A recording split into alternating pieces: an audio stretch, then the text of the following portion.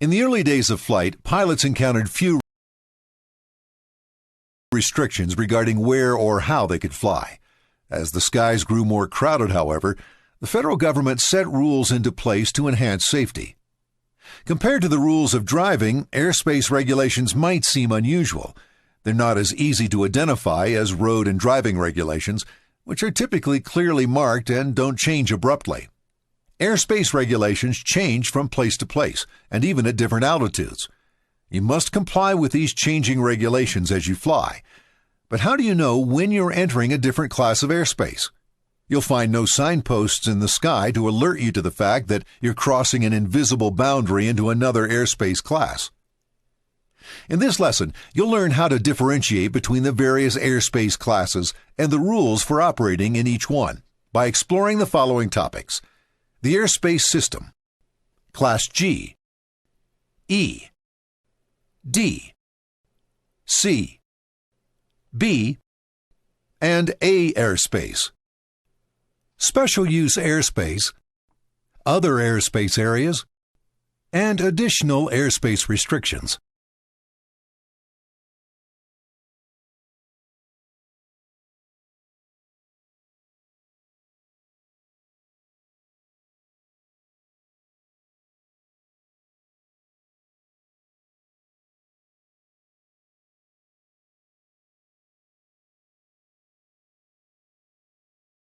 Airspace is the space or atmosphere above a certain geographical area. To enhance flight safety, the FAA has divided that airspace into controlled and uncontrolled regions. In uncontrolled airspace, ATC doesn't normally exercise control of air traffic, so you aren't required to communicate with ATC unless the FAA has a temporary control tower in place. You need only a student pilot certificate to operate in uncontrolled airspace, and aircraft equipment requirements are similarly minimal. Keep in mind, however, that uncontrolled airspace does not mean there are no rules. You must still conform to rules that dictate such things as VFR minimum visibility and distance from clouds. In controlled airspace, ATC exercises control of air traffic, so you're subject to certain operating rules, which often include communicating with ATC. Under VFR conditions, your contact with ATC is typically limited to terminal areas. For example, when you take off or land at controlled airports, you must contact the control tower, and you'll often use radar approach and departure control services. You must also comply with pilot qualification requirements and any aircraft equipment requirements. For example, ATC primarily separates air traffic using radar, so you must use your transponder whenever you fly in controlled airspace. In addition, just as in uncontrolled airspace, to fly VFR in controlled airspace, you must operate within specific minimum visibility and cloud clearances. A transponder is an electronic device that enhances an aircraft's identity on an ATC radar screen. You might encounter any of three types of transponders. A Mode A transponder enables you to set any of 4096 codes. A Mode C transponder enables transmission of your altitude to the air traffic controller's radar screen. A Mode S transponder has advanced features, including the ability to identify your aircraft to other aircraft equipped with Mode S electronics. Operation of the Traffic Alert and Collision Avoidance System, or TCAS, depends on Mode S transponder signals.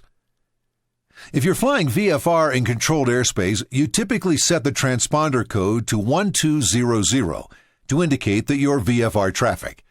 If you're flying IFR in controlled airspace, an air traffic controller assigns a discrete code to your transponder to distinguish your aircraft from others in the area.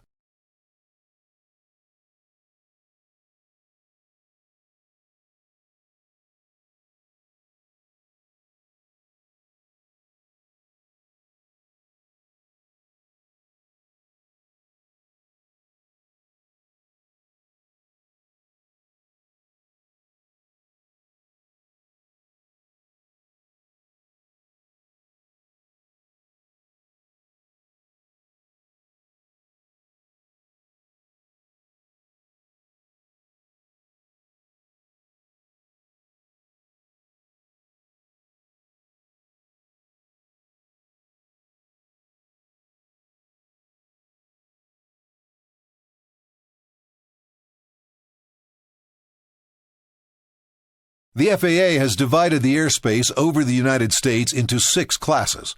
Class G is uncontrolled airspace, while classes A through E are controlled airspace.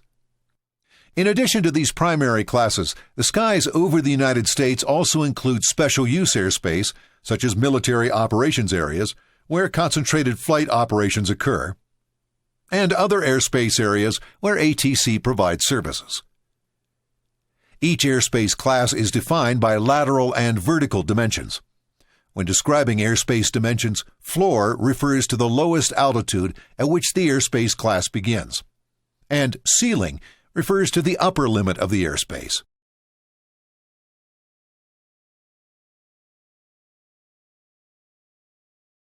Most airspace dimensions are depicted on aeronautical charts. The chart legend identifies the symbols used to delineate the boundaries of airspace classes below 18,000 feet MSL. The division between controlled and uncontrolled airspace is depicted by color-coded bands.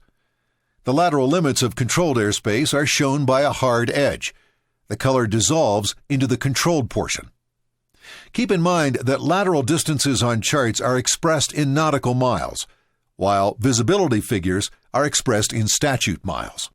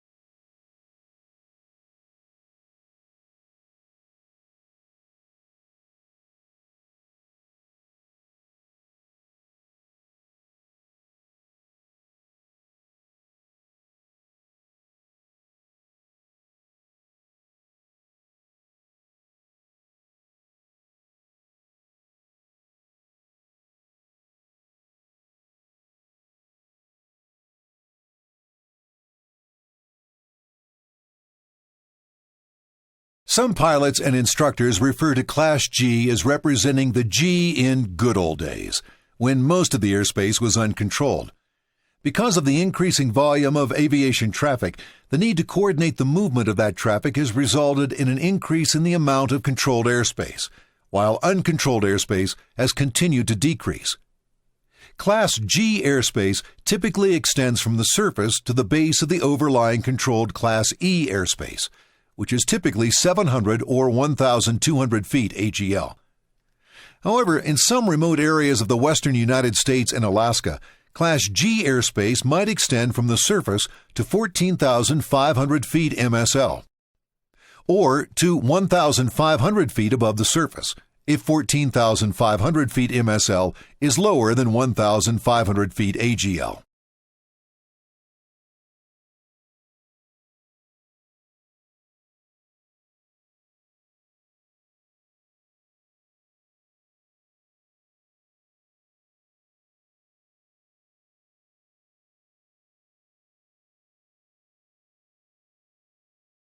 VFR weather minimums differ based on your altitude and whether you are flying during the day or at night.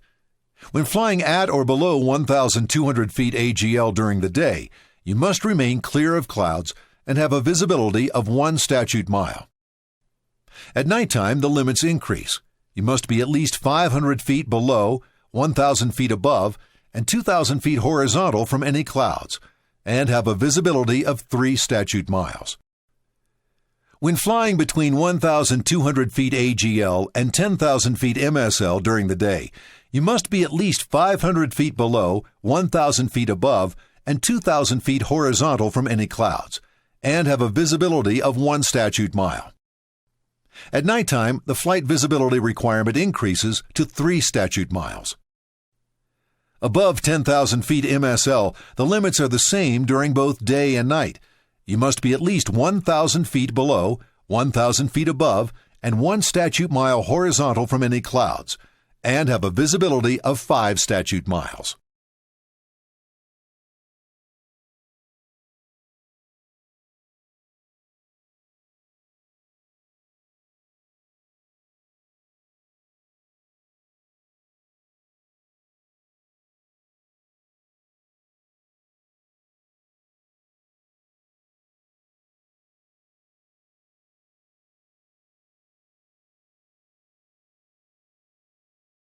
Class G airspace is not explicitly depicted on aeronautical charts.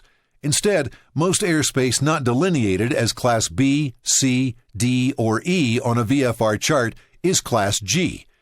Remember also that most airspace below the floors of the depicted classes is also Class G. For example, on this chart segment, the blue band indicates the border of Class E airspace with the floor 1,200 feet or more AGL.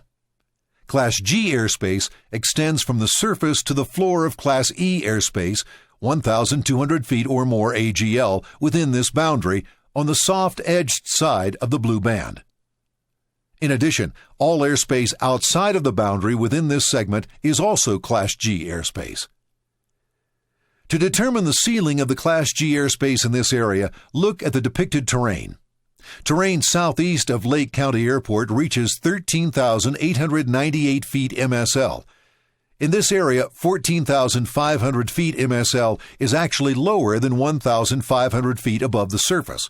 So Class G airspace extends up to 1,500 feet AGL, or 15,398 feet MSL.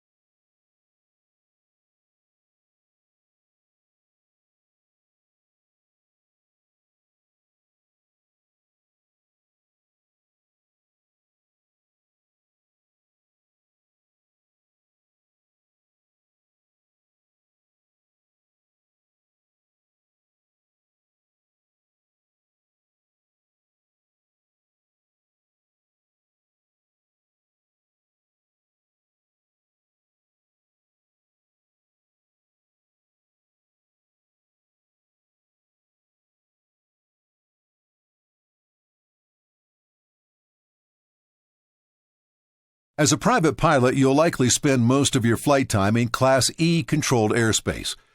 Typically, Class E airspace is the airspace that directly overlays the other airspace classes. It extends from the ceiling of Class B, C, D, and G airspace areas and extends to the base of Class A airspace, usually at 18,000 feet MSL. In some cases, however, Class E airspace can begin at the surface. Class E begins again above flight level 600, the ceiling of Class A airspace. Class E airspace also includes federal airways. The most common federal airways are Victor Airways, most of which are based on VOR or VORTAC nav aids. Victor Airways usually extend 4 nautical miles on either side of the airway centerline and, unless otherwise indicated, extend from 1,200 feet AGL up to but not including 18,000 feet MSL.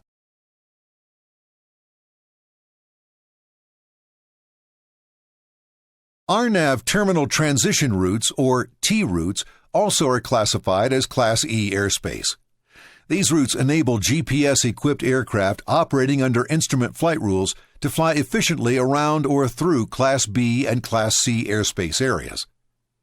Pilots benefit from more direct routing through congested terminal environments. In addition, because these routes don't rely on the performance of ground-based nav aids, pilots can fly at lower altitudes than on existing Victor airways. You can request vectors along T routes as ATC workload permits, with altitudes assigned based upon traffic. VFR aeronautical charts depict T routes with blue screened lines labeled with the T prefix followed by a 3-digit number.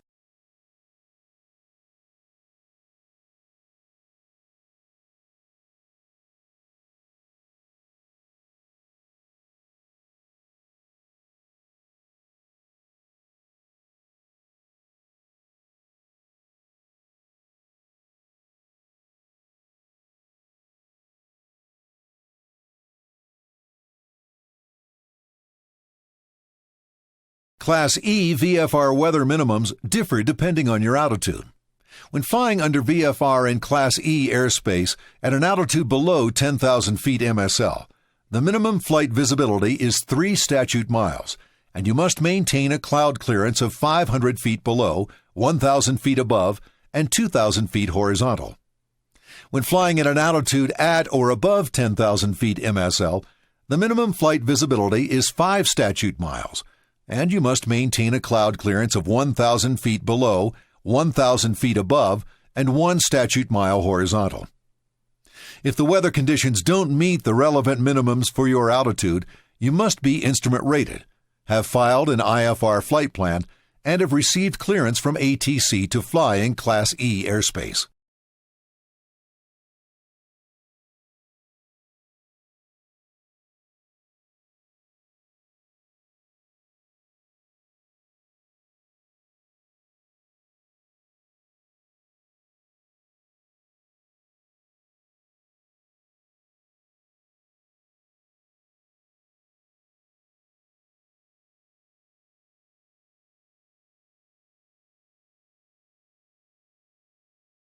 Class E airspace is depicted on aeronautical charts using several different line types.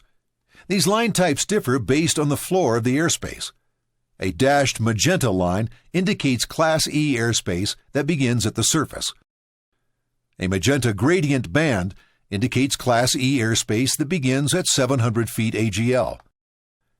A blue gradient band indicates Class E airspace that begins at 1,200 feet AGL or higher that abuts Class G airspace.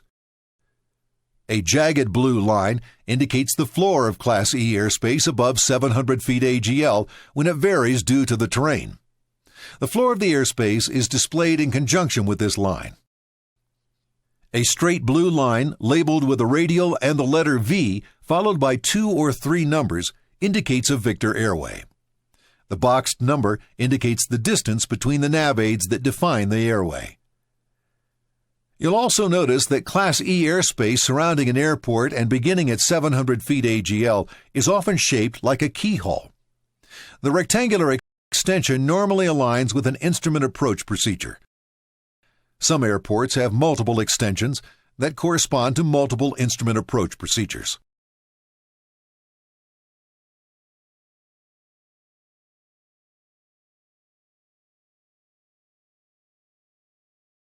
Other than observing VFR weather minimums, there are no restrictions or operating procedures for flying in Class E airspace.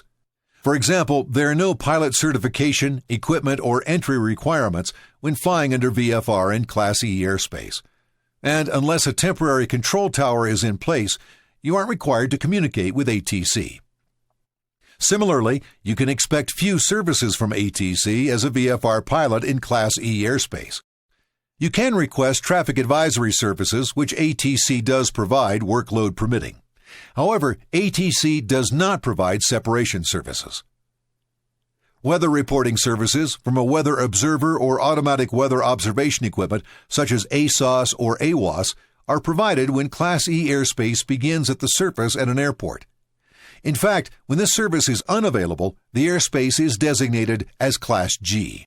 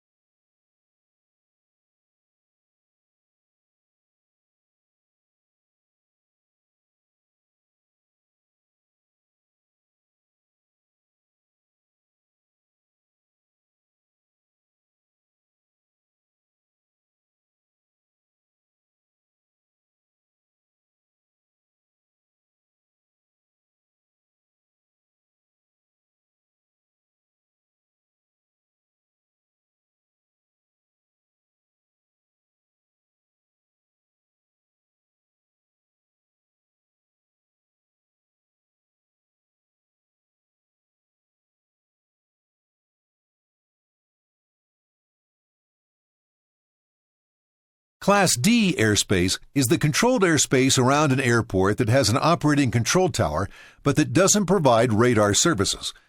The control tower provides sequencing and traffic advisories to VFR aircraft operating into and out of the airport in Class D airspace, along with IFR traffic separation. Class D airspace boundaries normally extend from the surface to a designated MSL altitude of 2,500 feet AGL. The lateral boundaries of Class D airspace can include one or more extensions based on the instrument approach and departure procedures for the primary airport. Some airports in Class D airspace have towers that operate only part-time. For these airports, the airspace is Class D only when the tower is in operation. When the tower closes, the airspace changes to Class E, or a combination of Class E and Class G airspace. Check the sectional chart or the airport facility directory to determine the hours of operation.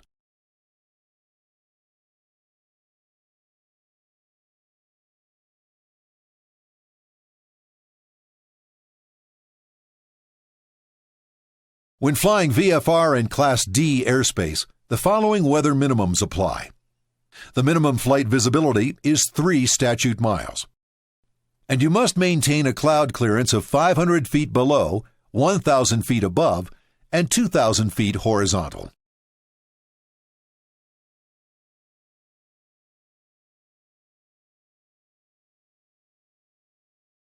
On VFR aeronautical charts, a blue dashed line denotes Class D airspace.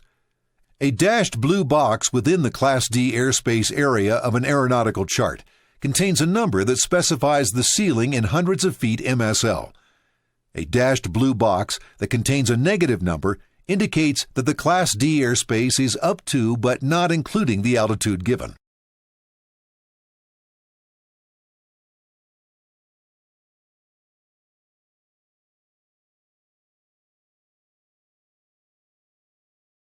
Because the airspace surrounding an airport tends to be congested with arriving and departing traffic, as a general rule, avoid entering Class D airspace except to take off or land. There are no special pilot requirements for operating in Class D airspace.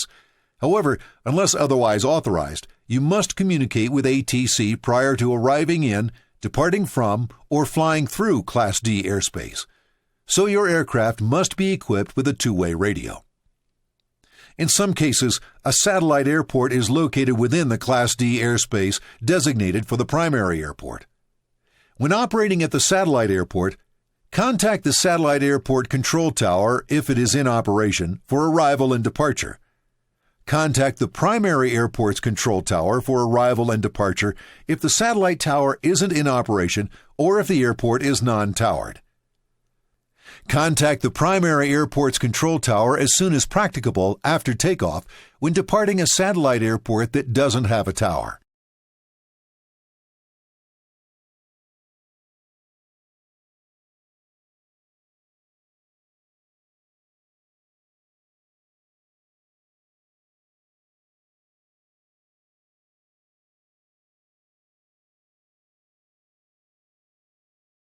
Roswell Tower, Diamond 1234 Juliet. Diamond 34 Juliet, Roswell Tower, go ahead. Diamond 34 Juliet, 10 miles south. Request permission to transit Class Delta airspace northbound at 6,000 feet. Diamond 34 Juliet, that's approved. Local altimeter setting 3004. Report clear of Class Delta airspace. Diamond 34 Juliet, roger. Will report leaving your airspace.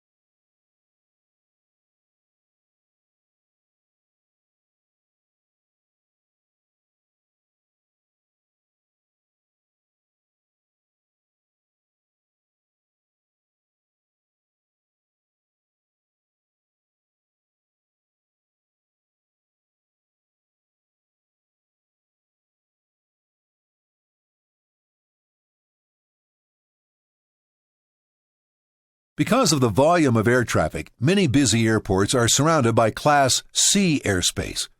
Within Class C airspace, ATC provides radar service to all IFR and VFR aircraft. Participation in this service is mandatory. Class C airspace has similar dimensions from one airport to another, although some areas might be modified to fit unique aspects of a specific airport environment. Class C airspace consists of two circular boundaries. The inner circle, which is referred to as the core surface area, usually covers a 5 nautical mile radius from the center of the airport.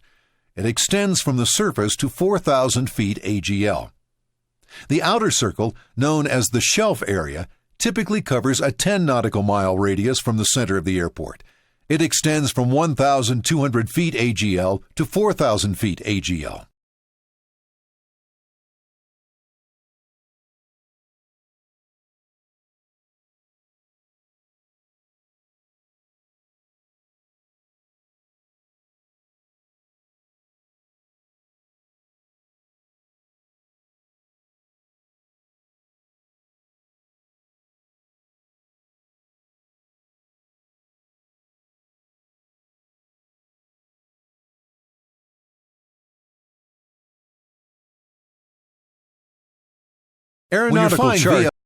Aeronautical charts represent Class C airspace with a solid magenta line that appears in two circles around an airport. Remember, the inner circle identifies the core area. When you're flying VFR in Class C airspace, the VFR minimum flight visibility is 3 statute miles. You must also maintain minimum cloud clearances of 500 feet below, 1,000 feet above, and 2,000 feet horizontal. Aeronautical charts represent Class C airspace with a solid magenta line that appears in two circles around an airport. Remember, the inner circle identifies the core area, which has a 5 nautical mile radius, and the outer circle identifies the shelf area, which has a 10 nautical mile radius. Aeronautical charts also depict the MSL altitudes that define the floor and ceiling of each segment.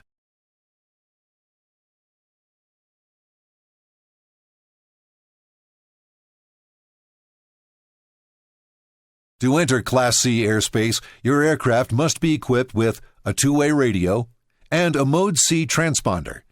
Your aircraft must have a Mode C transponder even when operating above the Class C airspace, from its ceiling up to 10,000 feet MSL.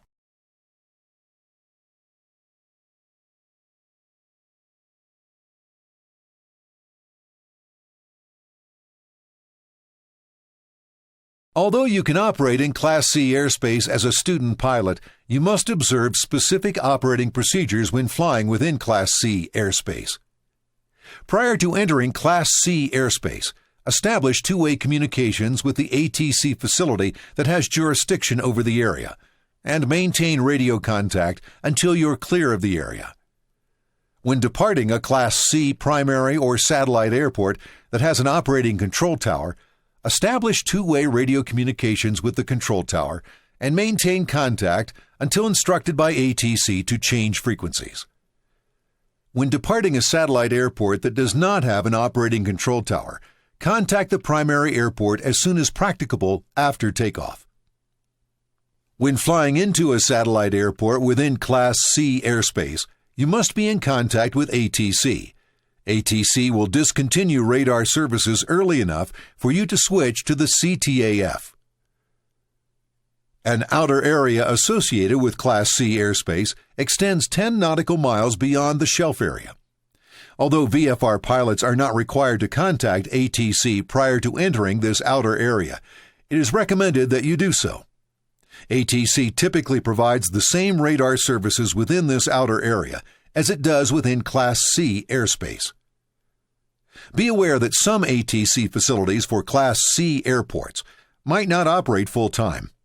If a facility is closed, radar services are not available, and the operating rules for the Class C area are not in effect. You can check the hours of operation for a Class C airport by using the airport facility directory.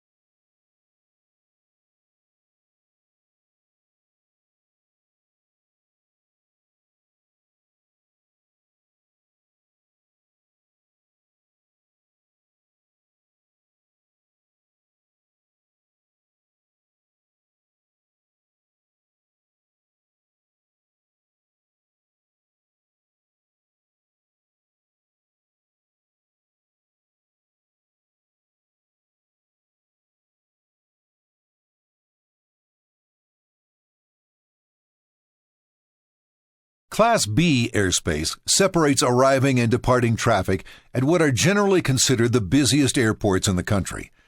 Although each Class B area represents a major airport, it typically serves other airports in the area as well. Class B airspace consists of concentric levels that vary in size. These levels resemble the layers of an upside-down wedding cake. Each of these layers is individually tailored to meet the specific needs of the airport it surrounds. Factors such as terrain, volume of air traffic, and the location of other airports influence each Class B airspace design. You might think of these layers as building blocks for funneling air traffic into the terminal area. Each layer in Class B airspace has varying lateral dimensions based on the individual needs of the area, and varying vertical dimensions. However, they typically range from the surface up to 10,000 feet MSL. In the illustration, the 100 represents 10,000 feet MSL, while the bottom number of each ring represents the floor of each ring, starting at the surface in the innermost ring and at 5,000 feet for the outermost ring.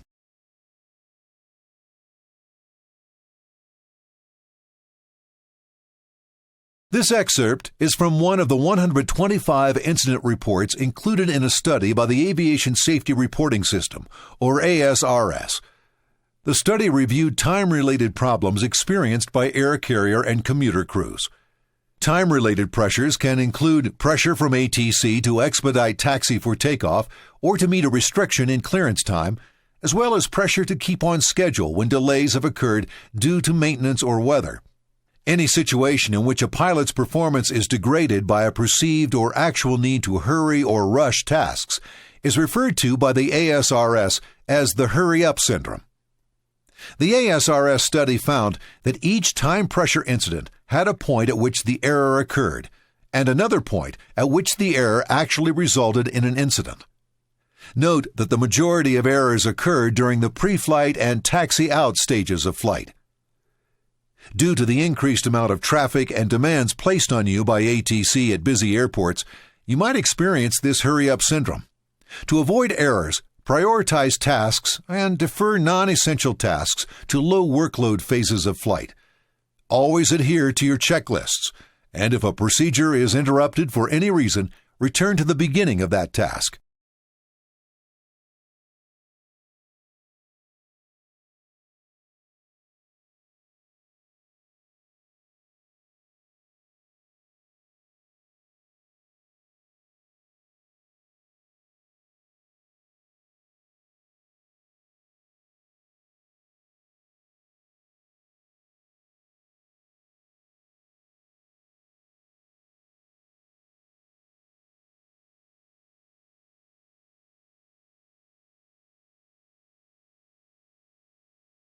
When flying VFR in Class B airspace, the minimum flight visibility is 3 statute miles, and you must remain clear of clouds.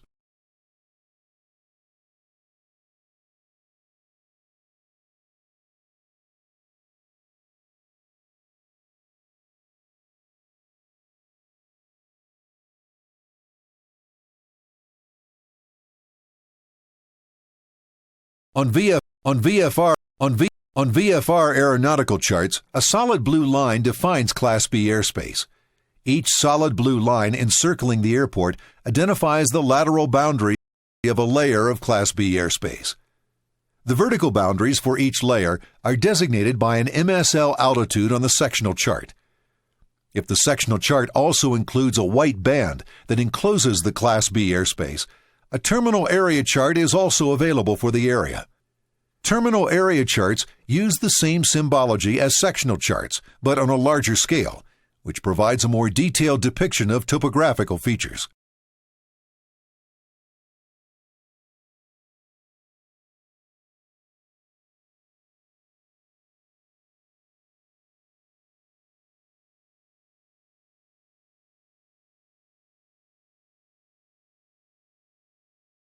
To ease the burden on air traffic controllers and enable more pilots to safely make their way through high-traffic areas, some Class B airspace locations have special provisions called transition routes, corridors, and flyways. To accommodate VFR traffic through Class B airspace, VFR transition routes were developed. They are a specific flight course for transiting the airspace. However, you must still obtain a clearance to enter the airspace. You can fly along a VFR flyway in the vicinity of Class B airspace without actually entering the airspace. Because you are not in the actual Class B airspace, you are not required to obtain ATC clearance. VFR flyway planning charts are published on the reverse side of some VFR terminal area charts. A VFR corridor is airspace with specific vertical and lateral boundaries that allows you to fly through Class B airspace without a clearance from or even communication with ATC.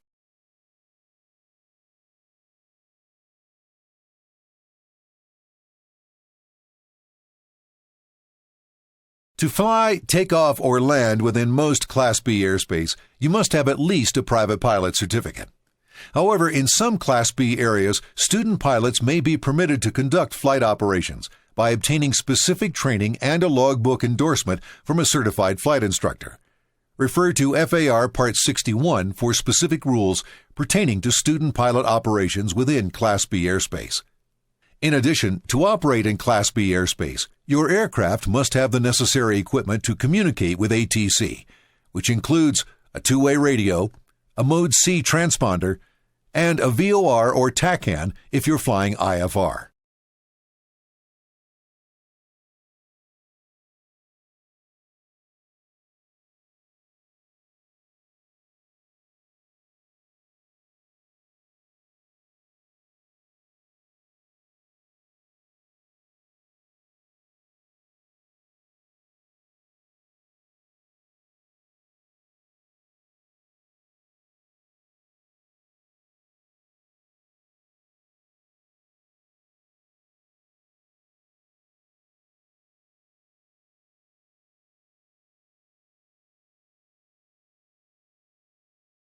Remember that although the primary function of ATC is to ensure aircraft separation, to fly, take off, or land within most Class B airspace, you must have Remember that although the primary function of ATC is to ensure aircraft separation, ATC is also responsible for organizing and expediting the flow of traffic and providing the necessary information to support pilots.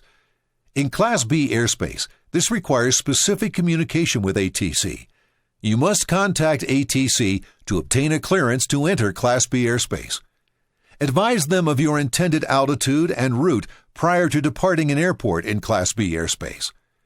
And to obtain permission to fly through Class B airspace at an assigned altitude, even after departure from an airport other than the primary airport.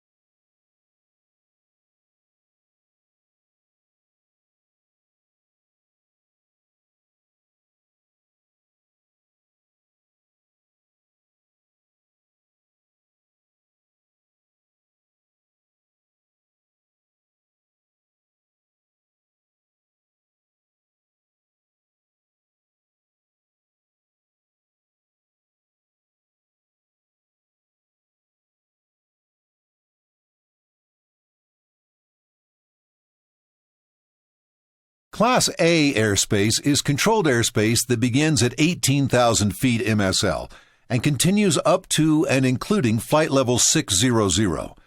These dimensions are not shown on sectional charts. Class A airspace covers the majority of the conterminous states and Alaska, as well as the area extending 12 nautical miles out from the U.S. coast.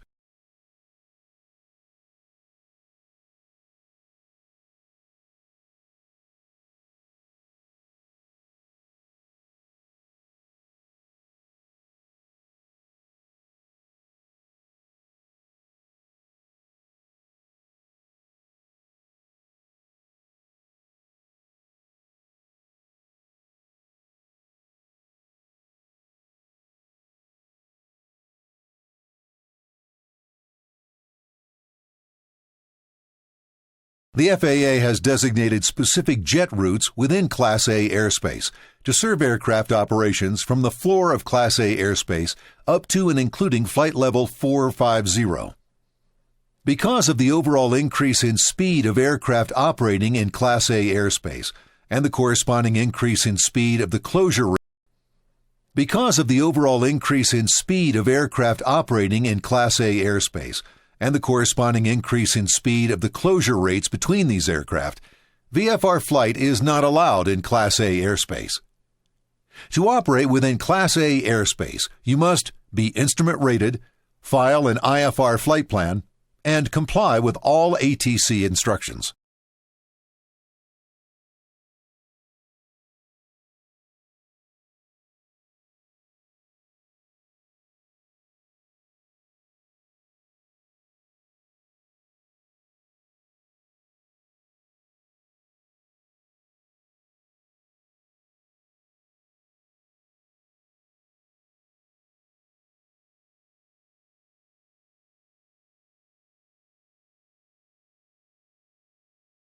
When operating in Class A airspace, you must identify your aircraft to ATC by means of a Mode C transponder, which transmits your aircraft's pressure altitude, and set your altimeter to the standard setting of 29.92 inches of mercury, so that all pilots maintain their assigned altitudes using the same altimeter reference. Because Class A airspace is all above 18,000 feet, all altitudes are expressed in flight levels, not feet, within Class A airspace.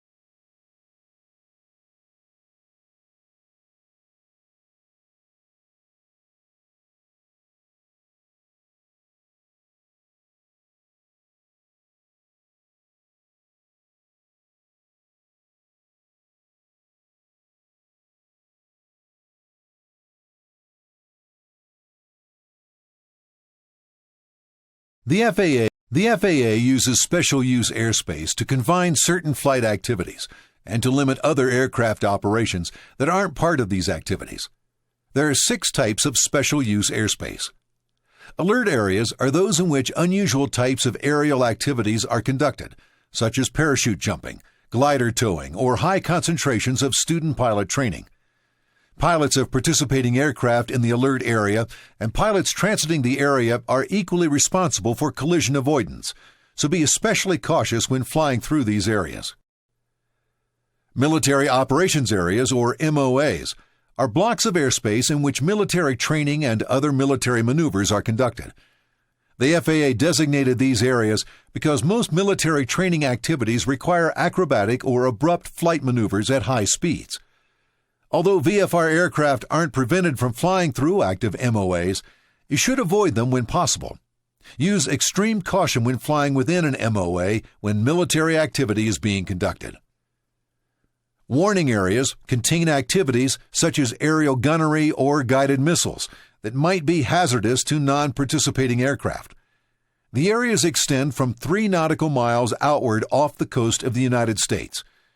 Because of the potential danger, use caution when flying in warning areas.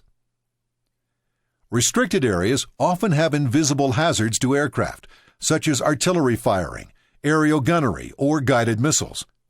You must have the controlling agency's permission to fly through a restricted area. The vertical height of restricted areas varies, and you might be able to avoid them altogether, but you should use extra caution even when you are flying near a restricted area. Prohibited areas are established for security or other reasons associated with national welfare and contain airspace within which the flight of aircraft is prohibited. You must obtain permission from the controlling agency to operate within a prohibited area. Controlled firing areas contain activities that are discontinued immediately when a spotter aircraft, radar, or ground lookout personnel determines that an aircraft might be approaching the area. Because non-participating aircraft are not required to change their flight paths, firing areas are not depicted on aeronautical charts. With the exception of controlled firing areas, you'll find special use airspace is depicted on sectional charts by blue or magenta hatched lines. Magenta hatched lines identify military operations areas, and blue hatched lines identify all other special use airspaces. Each area is labeled with a letter that indicates the type of airspace, followed by a number. You can also determine the altitudes, times of use, and controlling agency for any charted special use airspace by referring to the Special Use Airspace table on your sectional chart. This alert area surrounding the U.S. Air Force Academy near Colorado Springs was established due to intensive student pilot training and parachute jumping. Glider activity also takes place in this area.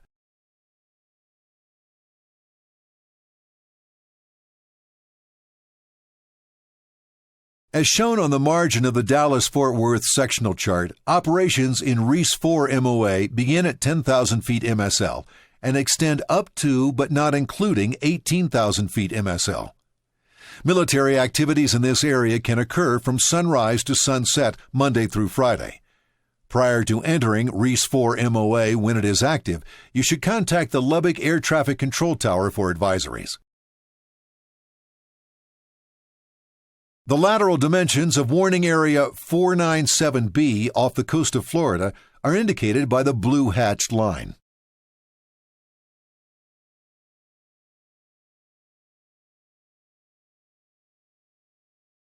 Restricted Area 6612 extends from the surface to only 7,000 feet MSL. Restricted Area 6611A and Restricted Area 6613A begin at the surface and continue to 40,000 feet MSL.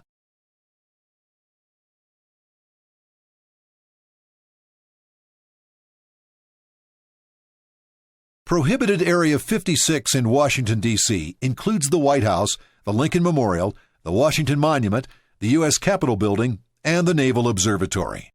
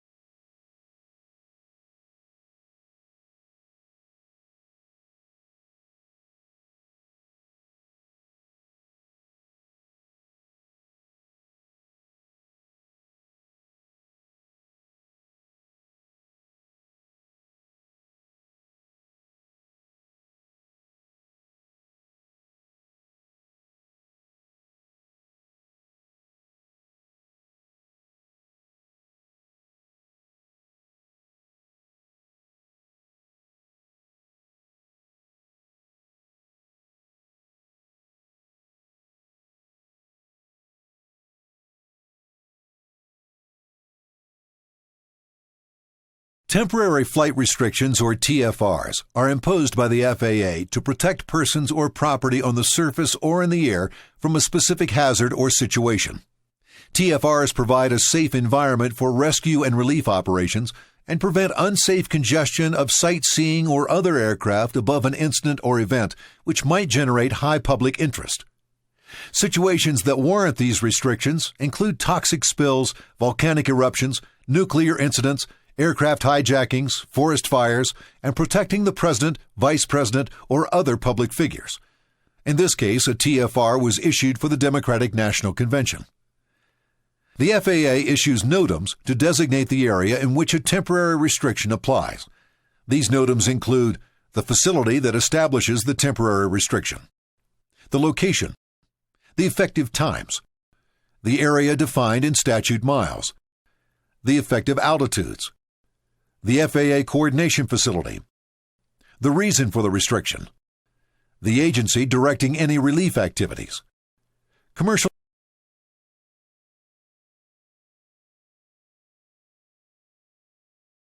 In addition to the primary classes of airspace, you might encounter 6 other airspace areas established to alert you to specific types of activities or services.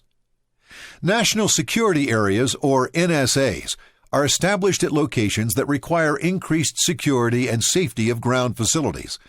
They are denoted on charts by dashed magenta lines. At times, flight through an NSA may be prohibited to provide a greater level of security and safety. Check NOTAMs for information about the status of an NSA.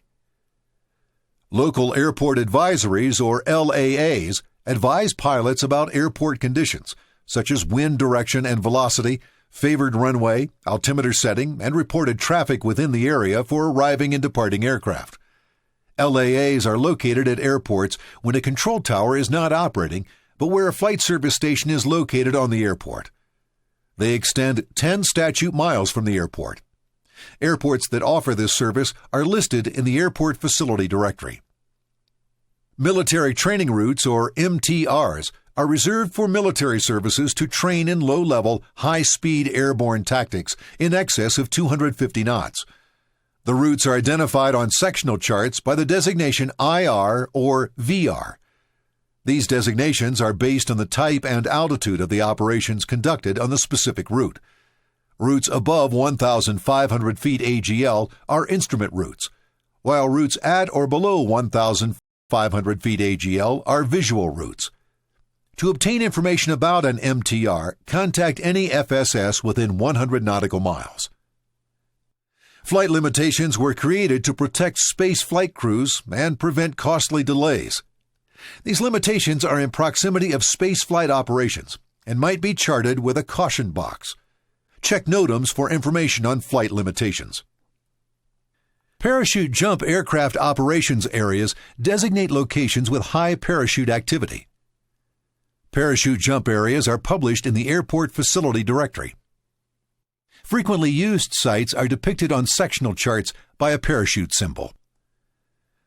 Terminal Radar Service Areas, or TERSAs, are areas where you can receive additional radar services. These services provide separation between all IFR operations and participating VFR aircraft. TERSAs are depicted on VFR sectional and terminal area charts with a solid black line and altitudes for each segment. Contact approach control to obtain these services, which are not mandatory.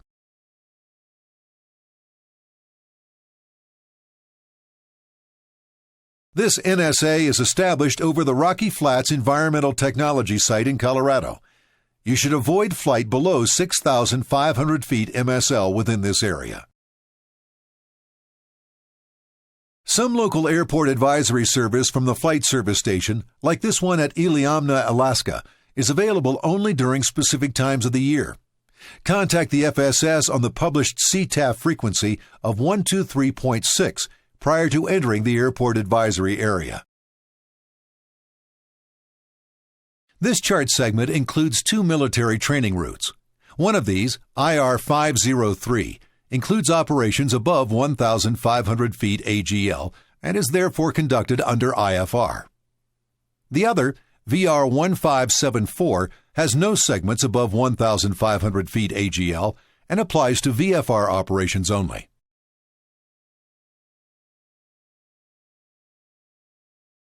FAR 91.143 refers to flight limitations in the proximity of spaceflight operations. The chart of airspace near Kennedy Space Center alerts pilots to contact the St. Petersburg FSS for current NOTAMs regarding flight limitations in the area. Parachute jumping sites that have been used on a frequent basis and that have been in use for at least 1 year are depicted on sectional charts. This chart shows a parachute jump area near Perry Airport. The primary airport with the terminal radar service area is surrounded by Class D airspace, and the TIRSA normally overlies Class E airspace beginning at 700 or 1,200 feet AGL. On this chart, the solid gray lines represent the lateral boundaries of Muskegon TIRSA, which begins at 2,500 feet MSL and extends to 8,000 feet MSL. The blue dashed line denotes Class D airspace underlying the TIRSA with a ceiling of 3,100 feet MSL.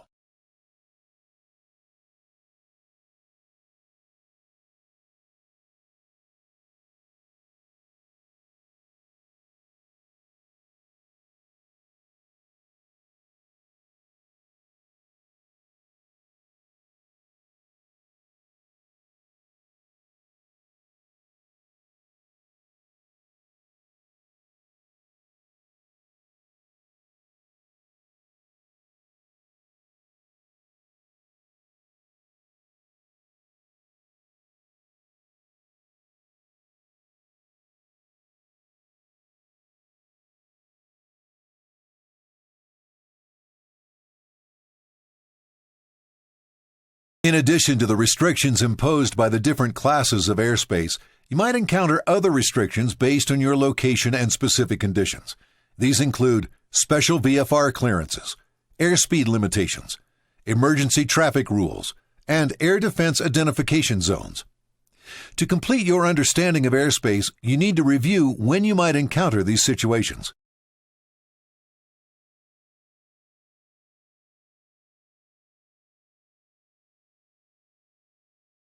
Even if you can maintain VFR minimums defined for the airspace, you can only operate within the areas of Class B, C, D. Even if you can maintain VFR minimums defined for the airspace, you can only operate within the areas of Class B, C, D, or E airspace that extend to the surface around an airport when the ground visibility is at least 3 statute miles, and the cloud ceiling is at least 1,000 feet AGL.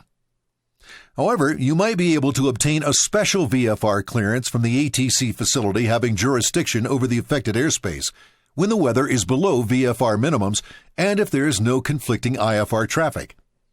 This clearance enables you to enter, leave, or operate within most Class C, D, and E surface areas and some Class B surface areas if the flight visibility is at least 1 statute mile, and you can remain clear of clouds. For takeoffs and landings within these areas, the ground visibility must be 1 statute mile. If ground visibility is not reported, you can use flight visibility.